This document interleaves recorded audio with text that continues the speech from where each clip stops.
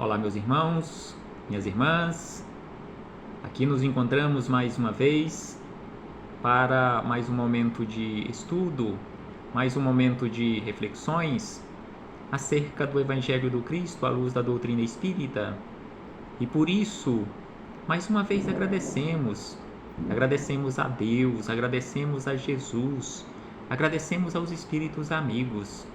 A Deus, nós agradecemos e precisamos constantemente agradecer pela vida. Agradecer a este Pai infinitamente bondoso, amoroso, justo, que nos concede constantemente infinitas oportunidades.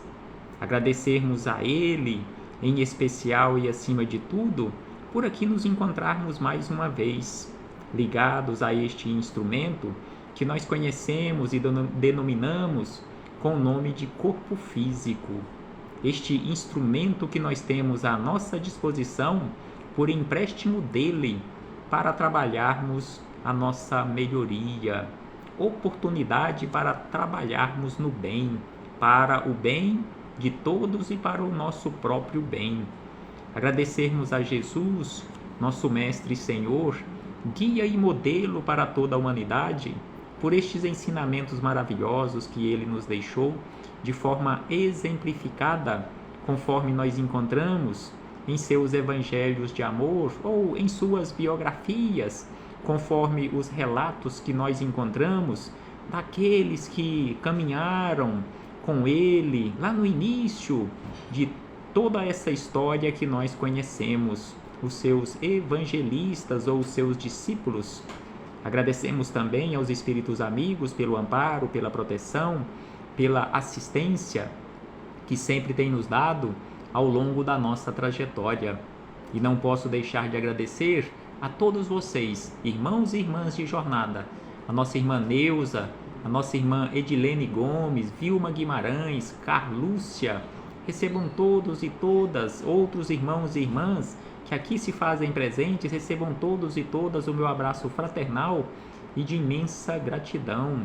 Muito obrigado pela presença de todos, muito obrigado pela companhia, muito obrigado pelas vibrações, muito obrigado pelos comentários, pelos compartilhamentos.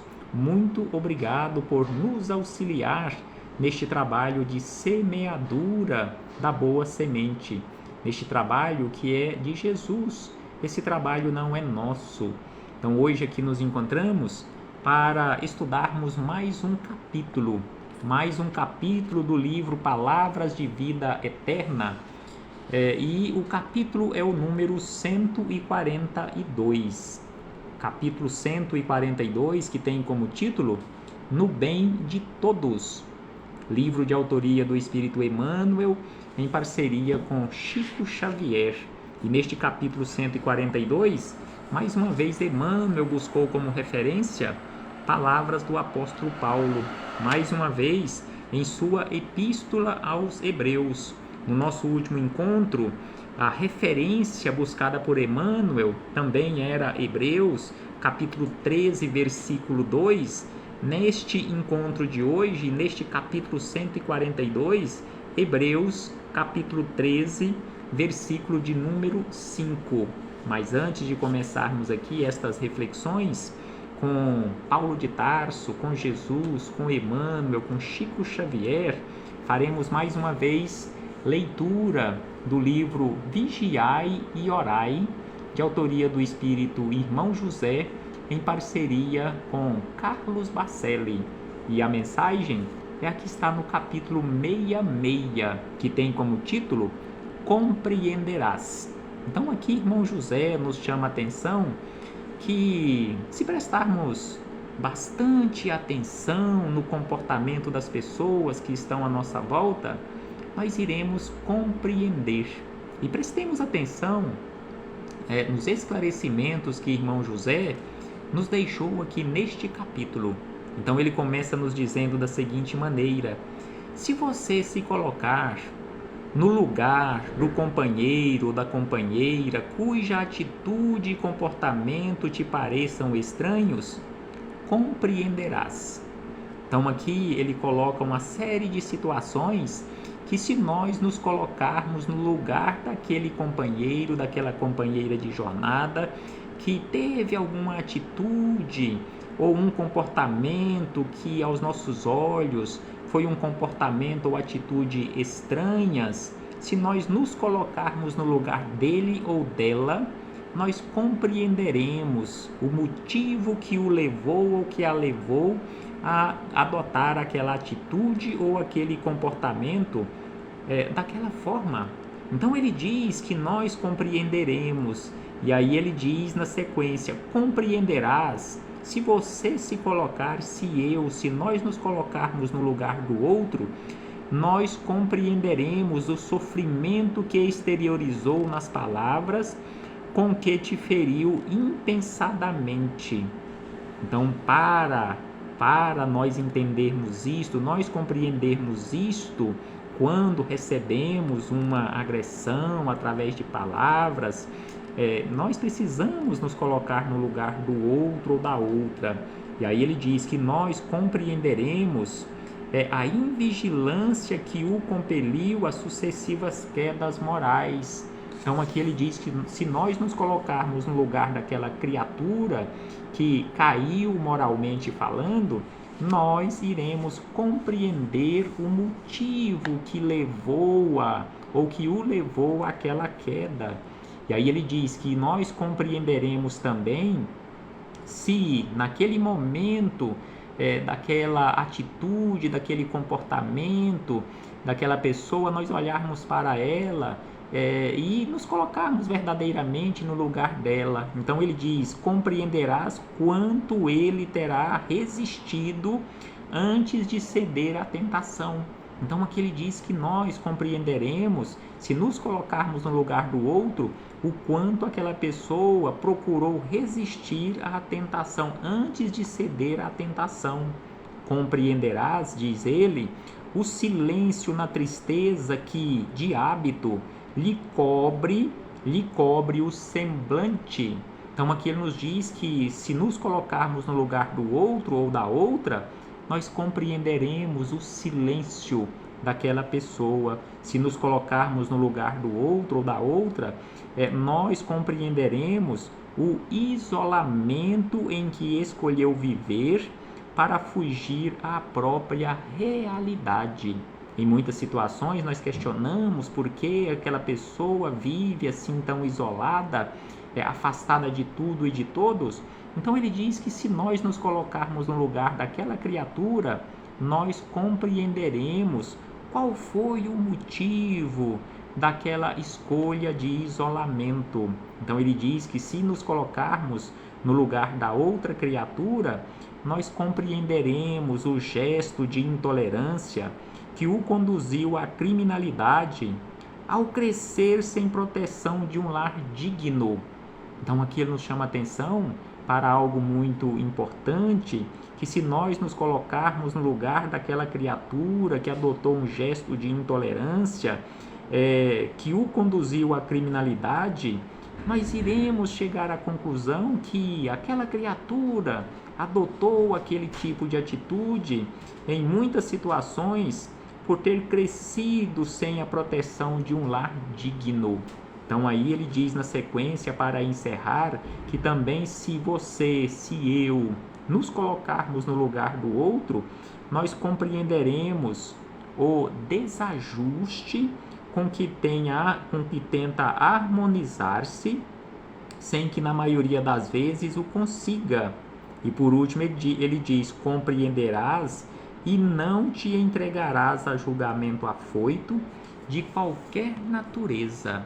Então aqui ele encerra dizendo que se nós nos colocarmos no lugar da outra criatura, nós compreenderemos e não nos entregaremos a julgamento afoito, a julgamento precipitado de qualquer natureza.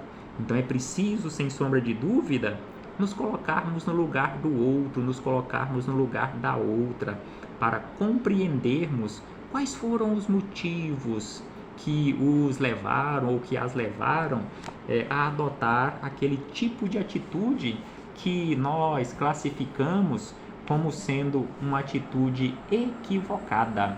Então aqui fechamos este parêntese com o irmão José para chegarmos nas palavras de Emmanuel, neste capítulo 142 do livro Palavras de Vida Eterna, em que Emmanuel busca como referência, como já dissemos, palavras de Paulo em sua epístola aos Hebreus, capítulo 13, versículo de número 5, quando Paulo escreveu da seguinte maneira aos Hebreus: sejam vossos costumes sem avareza, contentando-vos com o que tendes, porque ele disse: não te deixarei, nem te desampararei.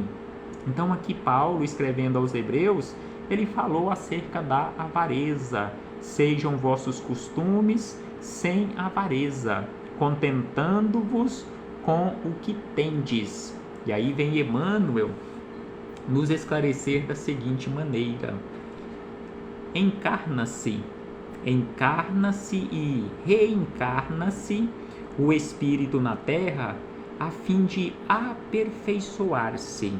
Então aqui Emmanuel já começa nos chamando a atenção que nós encarnamos, reencarnamos infinitas vezes. Aqui ele coloca como referência o planeta Terra, mas em qualquer ambiente do universo, nós encarnamos e reencarnamos, é lógico, nestes ambientes, nestes planetas, nestes mundos, onde existam as necessidades ou onde exista a necessidade da reencarnação, e enquanto nós nos encontrarmos naquela condição de necessitados de reencarnações, então nós reencarnamos não para acumularmos recursos materiais.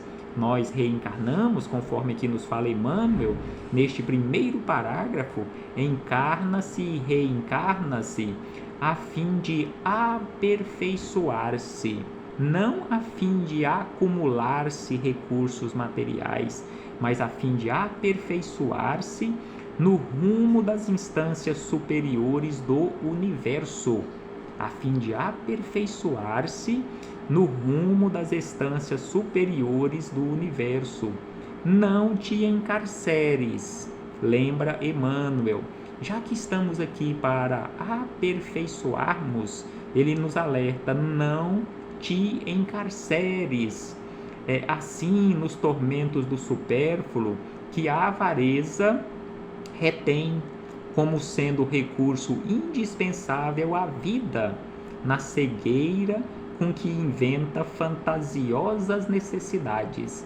Então aqui Emmanuel nos chama a atenção que nós nos encarceramos na avareza, inventamos fantasiosas necessidades, e aí, conforme ele diz, nós nos tornamos cegos. Então é por isso que ele nos chama a atenção: não te encarceres, não nos encarceremos assim nos tormentos do supérfluo que a avareza retém, como sendo recursos indispensáveis à vida. Então a avareza, conforme ele nos diz aqui, faz com que nós pratiquemos essas atitudes ou adotemos essas atitudes equivocadas de retermos recursos conosco como sendo indispensáveis para a vida. E na verdade esses recursos que nós retemos de forma equivocada se tornam um peso na nossa vida, para a nossa trajetória, para o nosso crescimento, a nossa iluminação. E aí ele diz na sequência que o dono do pomar, aqui ele faz algumas referências para nos chamar a atenção, que o dono do pomar não comerá dos frutos senão a cota compatível com os recursos do estômago. Não é pelo fato de ele ser o dono do pomar que ele vai ter condições de comer daqueles frutos além do que o seu estômago suporta ou do que o seu estômago necessita. Então é por isso que ele nos diz que o dono do pomar não comerá dos frutos senão a cota compatível com os recursos do estômago. Da mesma forma, ele diz que o atacadista de algodão vestirá uma camisa de cada vez, não é pelo fato de ele ser um atacadista do algodão, conforme ele aqui faz referência, ou um atacadista de tecidos ou de roupas feitas, que ele vai usar mais de uma peça de roupa de uma vez. Então aqui ele fala que ele usará ou vestirá uma camisa de cada vez. Entretanto, diz Emmanuel, o cultivador e o negociante serão abençoados nos céus, se libertam os valores que administram em louvor do trabalho que dignifica, da educação que eleva, da beneficência que restaura ou da fraternidade que sublima. Então aqui ele fez referência ao dono do pomar e fez referência ao atacadista. E aí neste parágrafo seguinte ele diz, entretanto, o cultivador, ou seja, o dono do pomar, ou o negociante que ele havia tratado como sendo o atacadista, eles serão abençoados nos céus, se libertam os valores que administram, ou seja, se não retém para ele esses valores e administram corretamente, ou seja, liberam os valores que administram em louvor do trabalho que edifica, da educação que eleva, da beneficência que restaura ou da fraternidade que sublima.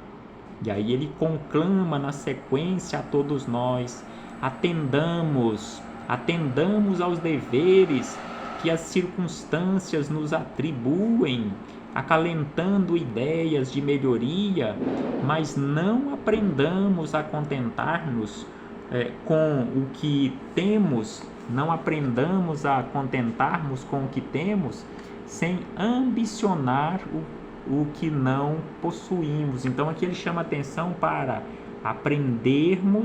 aprendamos a contentarmos-nos com o que temos, sem ambicionar o que não possuímos em matéria de aquisições passageiras, a fim de conquistarmos, sem atritos desnecessários, os talentos que nos faltam. Então é preciso que trabalhemos com dignidade, é preciso que trabalhemos com perseverança, é preciso que trabalhemos sem ambicionar, conforme ele diz aqui, aquilo que não possuímos, aquilo que está na posse dos outros, para que realmente nós não nos prendamos a estas posses passageiras e sigamos adiante, conquistando sem atritos desnecessários os talentos. Os talentos, conforme Jesus nos falou na parábola dos talentos, aqueles talentos que nos faltam. E aí ele diz na sequência, ainda não se viu homem no mundo cercado de tesouros infrutíferos que se livrasse tão somente por isso das leis que regem o sofrimento e a enfermidade, a velhice e a morte. Então aqui Emmanuel nos alerta que ainda não se viu aqui no mundo nenhuma criatura cercada de tesouros infrutíferos que se livrasse tão somente por ter estes recursos materiais, esses recursos amoedados sob a sua administração provisória, que se livrasse das leis ou que estivessem livres das leis que regem o sofrimento, que regem a enfermidade, que regem a velhice ou que regem a morte. Por mais recursos materiais que você esteja na condição de administrador ou administradora provisória, ninguém consegue assim burlar a lei que rege o sofrimento, a enfermidade, a velhice e a morte. Sem sombra de dúvida que isto não é possível, não existe nenhum recurso material, conforme se diz popularmente, que se compre esta liberdade, ou seja, ficarmos livres destas leis que regem o sofrimento, a enfermidade, velhice e morte. E aí ele diz, respeitemos assim os princípios divinos do bem para todos, respeitemos os princípios divinos do bem para todos e assim confiemos na providência divina confiemos trabalhando constantemente. Da mesma forma, é preciso caminhar constantemente, no entanto, caminhar servindo. E aí ele lembra: não te deixarei, nem te desampararei, disse-nos o Senhor. E encerra Emmanuel: sim, o Senhor jamais nos deixará, nem nos desamparará. Mas, se não queremos experiências dolorosas, o Senhor espera naturalmente que não nos releguemos à ilusão, nem lhe desprezemos a companhia. Será que nós estamos nos comportando assim? Não nos relegando à ilusão e nem desprezando a companhia de Jesus? Porque para não desprezarmos a companhia de Jesus, é preciso que nos esforcemos em seguir os seus passos. E seguir os passos de Jesus, sem sombra de dúvida, é colocar em prática os seus ensinamentos. Que possamos refletir acerca disto, meus irmãos e irmãs, e, acima de tudo, colocarmos mãos à obra. Repetimos mais uma vez este mãos à obra, porque nós precisamos, todos nós precisamos, além das reflexões, além desta busca do estudo intelectual, do conhecimento intelectual, não podemos ficar apenas nisto, no conhecimento intelectual. É preciso que materializemos este conhecimento em obras. Conforme já estudamos e conforme nos fala o apóstolo Tiago, a fé sem obras é morta em si mesma. Então é preciso que nos esforcemos, trabalhando conforme nos diz aqui Emmanuel, que acabamos de ler. É preciso confiar, trabalhando. É preciso caminhar servindo. Que possamos adotar essas atitudes para a nossa vida. A paz do Cristo esteja sempre conosco e muito obrigado. Muito obrigado a todos vocês, irmãos e irmãs de jornada. Quero aqui abraçar por último a nossa irmã Maria Marta Vaz, que também chegou aqui, está aqui presente nos estudos. O nosso irmão Eudes Cecílio, lá de Trindade, que também está aqui presente, também veio nos visitar, nos prestigiar nesses estudos singelos. Muito obrigado a todos e a todas. Recebam mais uma vez o meu abraço fraternal e de imensa gratidão pela confiança, pela companhia. Até breve, meus irmãos e irmãs.